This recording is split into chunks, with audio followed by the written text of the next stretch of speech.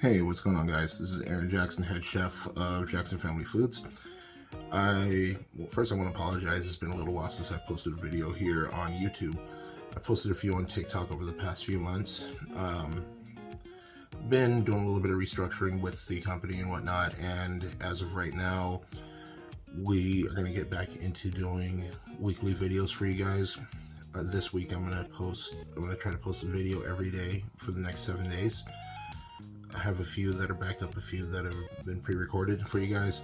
So today we're going to start with some salsa macha, and I'll get into that in just a moment. But just want to thank everybody that's stuck around so far. We've had a few contests on the TikTok page. We're going to be having some more. We're going to have some on this channel as well. You guys can win some free food, free sauces, and even a chance for me to come out and cook for you guys. Anywhere in the US, I'll fly out, cook a meal for you guys, and yeah, stay tuned to see how you can get some of those prizes. But for right now, let's go ahead and get into the first video. Also, want to let you guys know really quick, it is Lent. We do have a lot of like seafood dishes I can do. For those of you who don't know, I have a allergy to fish, but not shellfish. So I'm going to be showing you guys how to make crab cakes, how to make different types of shrimp dishes, shrimp tacos, and some other things that are going to be healthy. Everything's still made from scratch, and it's just good food and a good time. So thanks for sticking around, guys. Without further ado, let's cook.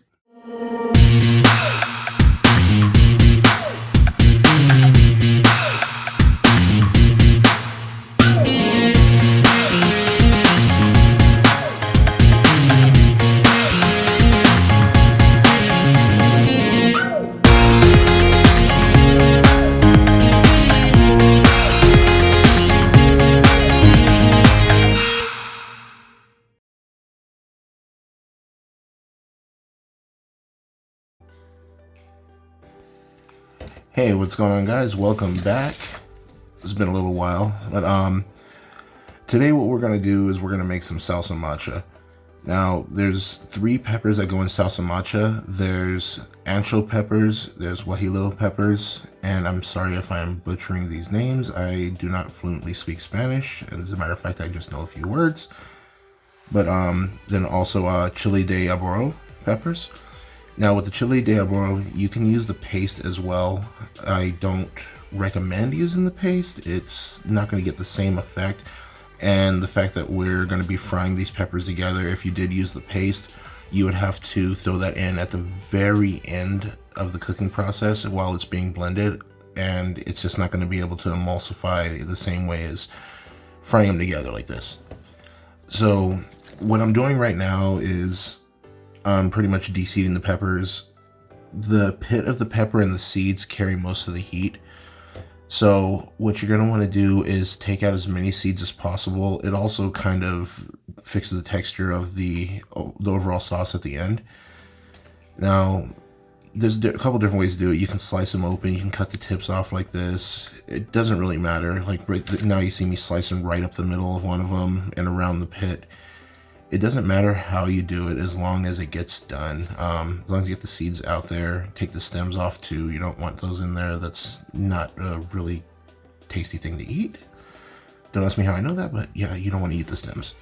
So anyway, what I did was I took about four ancho peppers, 4 guajillo peppers, and realistically I took about maybe 12 chile de arbol. And with these seeds, you can take these seeds and just kind of put them on top of pizza or whatever is like crushed red pepper. With the chile de arbol, you're not going to seed those. You're going to leave them how they are. Just make sure the stems are off of all of them. And you want to get dried peppers. Make sure all these peppers are dried. You can find them at just about any Mexican grocery store. Or in some Stater Brothers, Giant, Smart and Final, whatever source closest to you. Now I use this food processor for this for 2 reasons. 1, it gets to the finer consistency like that, and 2, it's a lot faster. I took a couple cups of oil, what I used was regular vegetable oil, and I used my magic bullet to grind up about 8 cloves of garlic. I went ahead, threw that in there, and what's going to happen is the garlic is going to season the oil.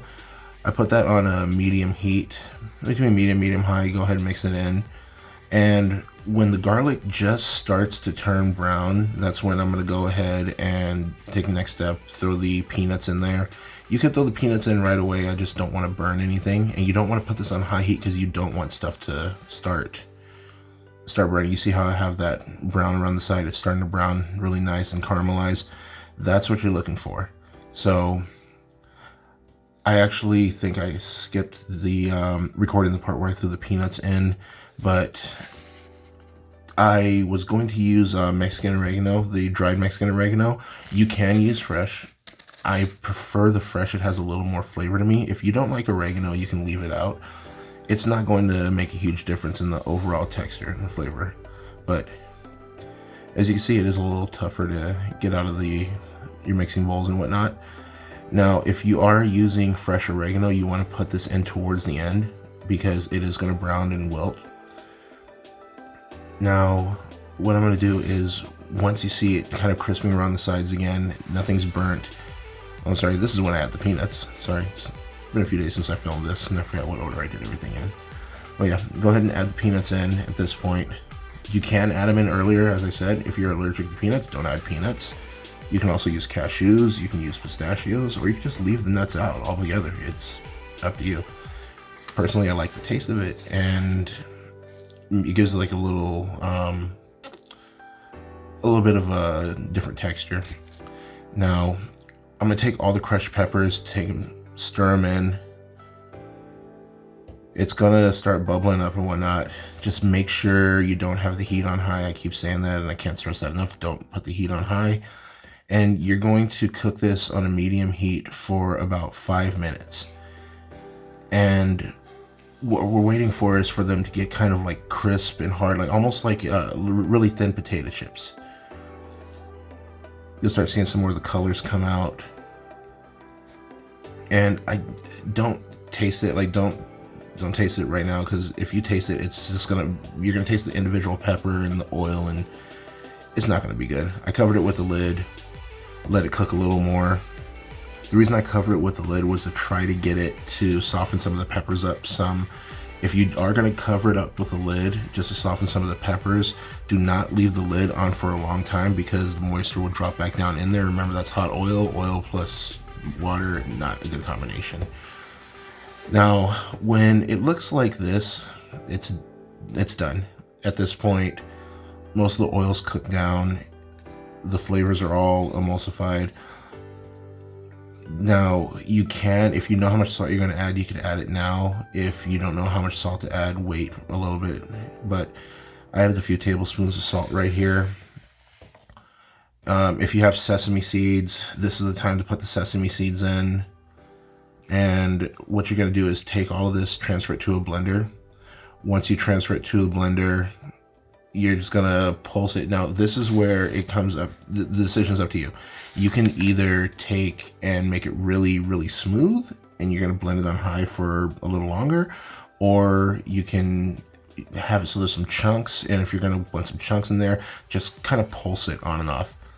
You're not going to want to over mix this. Just see how I'm starting to blend it. I wanted mine smoother, so you could stop right there if you wanted to. You can keep going as smooth or as thick as you want. It's up to you. At this point, it's yours. I do want to say, do not add any of this stuff into the blender until it is almost cooled, to the point where you could stick a finger in there and it won't burn you. I'm getting mine nice and smooth, and what I did was I transferred it to a little bottle. Now, I actually made a couple batches of this to store away and whatnot, but that's what I like right there. It has like a mole type consistency, just a little runnier, and I went ahead and filled the bottle up. They refrigerate well for a few months, and yeah, it's good to be back, guys. Thank you for watching, and stay tuned for some more. And so there you have it, guys. That's the Salsa Macha. Really good. I use it on shrimp tacos, carne asada, I made it with well, I've made chilaquiles with it before. It's just good all around salsa. It's good. It's got that robust flavor. It's not really, you don't taste like a char or anything like that. You do have that little bit of crunch depending on how much you blend it, like I said, but it's great. I highly recommend it. But yeah, for now, thank you guys for watching. Next videos coming up is going to be a shrimp taco video. I'm also going to do a strawberry shortcake video and a shrimp and crab cake.